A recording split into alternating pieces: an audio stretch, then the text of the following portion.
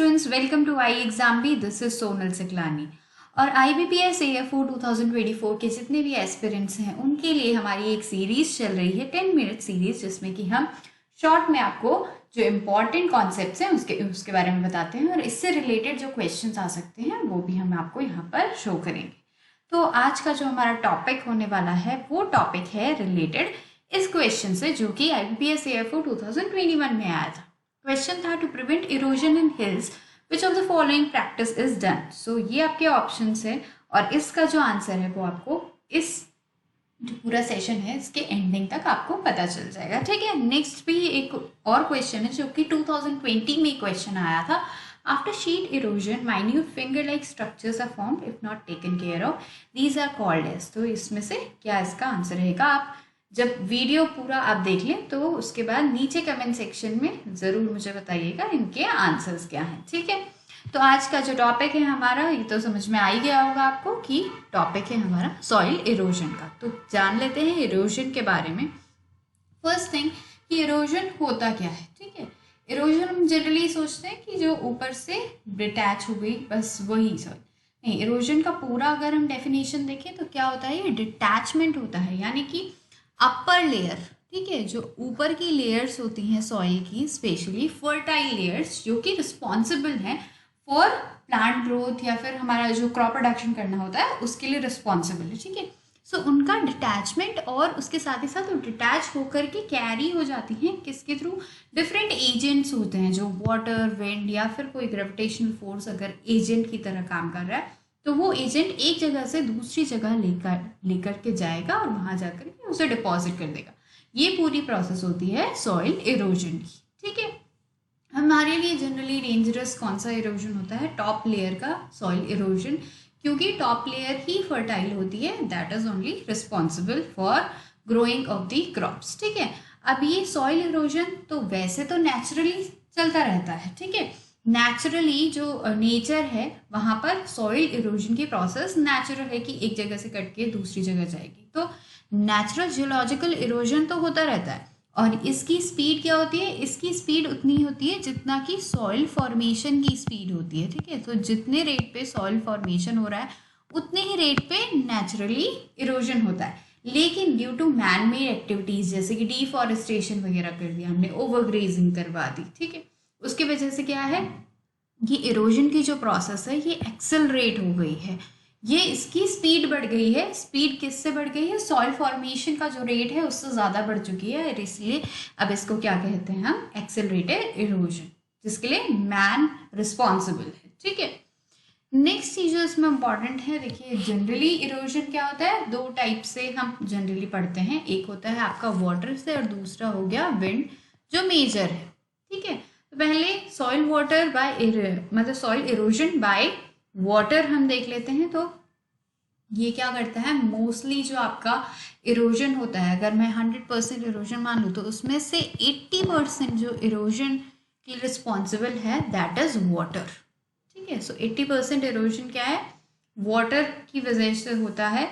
और अगर annual rate आप देखें तो on an average 16 ton per hectare per year Erode होता है सॉइल। ठीक है, ये एवरेज रेट है, वैसे डिपेंड करता है from area to area. This can be more than 16, this can be lesser than 16, but average 16 है। ठीक है, देन अगर आप देखो तो सबसे ज़्यादा सॉइल इरोजन जो होता है वो होता है रेड सॉइल्स में, क्योंकि रेड सॉइल्स क्या होती हैं, काफ़ी शैलो ये सॉइल्स होती हैं और इनमें बहुत बार क्रस्टिंग की प्रॉब्लम हो जाती है। तो क्रस्टिंग की वजह से क्या होता है, ऊपर से रन ऑफ ज़्यादा होने लगता है, क्योंकि इन्फिल्ट्रेट नहीं होगा वाटर तो रन ऑफ ज़्यादा होगा, और जब रन ऑफ ज़्यादा होता है तो वो ज़्यादा प्रेशर पुट करता है on the soil to get eroded. Run off के साथ ही साथ क्या होगी, सॉइल भी चली जाएगी। ठीक है, तो रेड सॉइल्स में काफ़ी ज़्यादा होता है आपका वाटर इरोजन। ठीक है, इसके साथ वाटर का जो इरोजन होता है उसके लिए हमने एक इक्वेशन दी है। इक्वेशन क्या है? Universal soil loss equation. According to this we have A equals to RKLSCP, यानी कि जो टोटल आपका एरिया है ऑफ सॉइल इरोजन, मतलब कितना आपका सॉइल जो इरोड हुआ है वो किस पे डिपेंड करता है? RKLSCP। क्या क्या फैक्टर्स हैं ये? यहाँ पर आर डिनोट करता है आपका रेनफॉल सॉइल इरोसिविटी इंडेक्स, ठीक है। तो रेनफॉल कितना सॉइल इरोजन कॉज कर सकती है, ठीक। नेक्स्ट आता है के डिनोट करता है सॉइल इरोडेबिलिटी फैक्टर, यानी कि जो सॉइल है वो खुद कितनी इरोड हो सकती है। जैसे कि आपकी हैवी सॉइल्स हैं, तो हैवी सॉइल कम इरोड होती हैं क्योंकि इसमें स्टिकीनेस ज़्यादा होती है as compare to sandy soil. Sandy soil ज़्यादा इजीली इरोड हो जाती है क्योंकि वहाँ पर स्टिकीनेस कम होती है, ठीक है। देन वी हैव एल क्या होता है, स्लोप ऑफ लेंथ फैक्टर, यानी कि कोई स्लोपी एरिया है तो उसका कितना लेंथ है इसका, ठीक है। एस डिनोट करता है, S denotes the slope steepness, मतलब कितनी परसेंट स्टीप स्लोप है। इज इट 2% है, 10% है, कितना परसेंट स्लोप स्टीप है हमारा, ठीक है। सी यहाँ पर सी डिनोट करता है क्रॉप मैनेजमेंट फैक्टर, यानी कि कितनी क्रॉप्स यहाँ पर, क्रॉप्स का कल्टीवेशन कैसे हो रहा है। And finally we have P, जो कि हमें कंजर्वेटिव प्रैक्टिसेस बताती है कि कौन कौन सी कंजर्वेटिव प्रैक्टिसेस किसी एरिया में की जा रही है। वहाँ पर अगर कॉन्टोर बंडिंग की जा रही है, कॉन्टोर फार्मिंग की जाती है, तो that is a type of practice, ठीक है। सो इन सब पे डिपेंड करता है कि कितना सॉइल लॉस होगा। Next is types of water erosion if we see. So हमारे पास डिफरेंट टाइप के इरोजन है। सबसे पहले जो आता है that is splash erosion.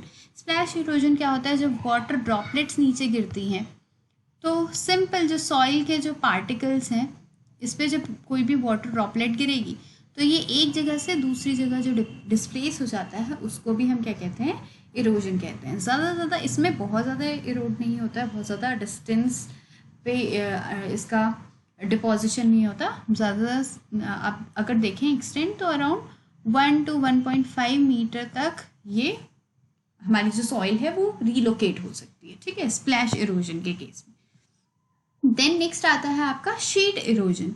Sheet erosion में क्या है, एक लेयर, यहाँ पर आप जैसे देख सकते हो कि एक यूनिफॉर्म लेयर जो है वो इरोड हो जाती है। एंड बहुत बार ऐसा होता है कि फार्मर्स के फील्ड में जब शीट इरोजन होता है तो अननोटिस चला जाता है बिकॉज पूरा यूनिफॉर्मली पूरा जो पैच है सॉइल का वो चला जाता है, ठीक है। And this can be manage, इसको हम मैनेज कर सकते हैं अगर एक ही बार आप कोई प्राइमरी टिलेज ऑपरेशन कर लें तो ये जो सॉइल है यहाँ की साइड वाली सॉइल हम यहाँ पर ला करके डिपॉजिट कर सकते हैं। So it can be manage easily, ठीक है। नेक्स्ट आता है रिल इरोजन। रिल इरोजन इसके बाद का और एक स्टेप है। इसमें आप देख सकते हो जैसे कोई बहुत सारी अलग अलग जगह से वाटर आ रहा है और वाटर को एक कॉमन पाथवे चाहिए जाने के लिए, तो वो क्या करते हैं, इस तरह के रिल्स बना देते हैं, फिंगर लाइक स्ट्रक्चर्स, ठीक है। सो ये वाटर कलेक्ट होकर के इन रिल्स के थ्रू वाटर चला जाता है। अब तो ये तो थोड़ा छोटा आप बोल सकते हो फिंगर लाइक स्ट्रक्चर्स हैं, इनको भी हम क्या कर सकते हैं, टिलेज ऑपरेशन से ठीक कर सकते हैं। नेक्स्ट आता है गली इरोजन। अब गली इरोजन क्या है, बहुत एडवांस लेवल का हो गया, जहाँ पर ये जो रिल्स थी जब इनमें बार बार इरोजन हो रहा है या फिर बहुत ज़्यादा अमाउंट ऑफ वाटर एक साथ जब आ जाता है तो ये क्या है, गलीज ऐसी बना देती हैं जिसमें आप देख सकते हो कि बहुत ज़्यादा अमाउंट ऑफ सॉइल जो है डिस्प्लेस हो चुका है एंड इसको आप ठीक नहीं कर सकते through any tillage operations, this can not be amended, ठीक है। सो दैट इज योर गली इरोजन। नेक्स्ट चलते हैं हम soil erosion by wind. Water से तो होता ही है, विंड से भी होता है। एंड विंड का जो इरोजन होता है मेनली आप देखोगे arid and semi arid areas जहाँ पर कि सैंडी सॉइल बहुत ज़्यादा होती है वहाँ पर जनरली ये होता है, ठीक है। अगर आप पूरे इंडिया में देख लें तो अराउंड 13.5 मिलियन हेक्टेयर जो लैंड एरिया है दैट इज़ 4.1% एरिया वो विंड इरोजन के अंदर आता है, ठीक है। विंड इरोजन की भी एक इक्वेशन है। इसकी इक्वेशन टेल्स अस कि wind erosion is a function of ICKLV। ये क्या क्या होते हैं ICKLV? I here stands for soil erodibility index, ठीक है। तो यहाँ पर भी आई क्या डिनोट कर रहा है, वहाँ पर के डिनोट कर रहा था सॉइल इरोडेबिलिटी फैक्टर, यहाँ पर आई डिनोट कर रहा है सॉइल इरोडेबिलिटी इंडेक्स। सी जो है that tells us the climate factors. अब क्लाइमेटिक फैक्टर्स क्या इन्वॉल्व होंगे यहाँ पर कि विंड की वेलोसिटी कितनी है, ठीक है। विंड की वेलोसिटी कितनी है सॉइल में मॉइस्चर कितना है, ठीक है, वो भी क्या कौन डिसाइड करेगा। सॉइल मॉइस्चर कैसे पता चलेगा, जब प्रेसिपिटेशन होगा तो उसके थ्रू ही सॉइल में मॉइस्चर आ सकता है, ठीक है। नेक्स्ट इज के डिनोट्स द सरफेस रफनेस, कि कितनी रफनेस है सरफेस पे।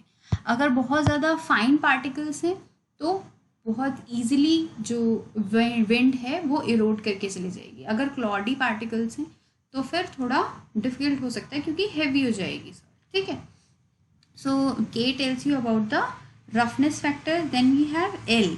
एल बताता है आपका unsheltered length of eroding field, यानी कि जो हमारा पूरा फील्ड है उसमें से कितना पार्ट ऐसा है जो कि बिल्कुल भी कवर्ड नहीं है, बिल्कुल किसी तरह का उसमें शेल्टर नहीं है, ठीक है।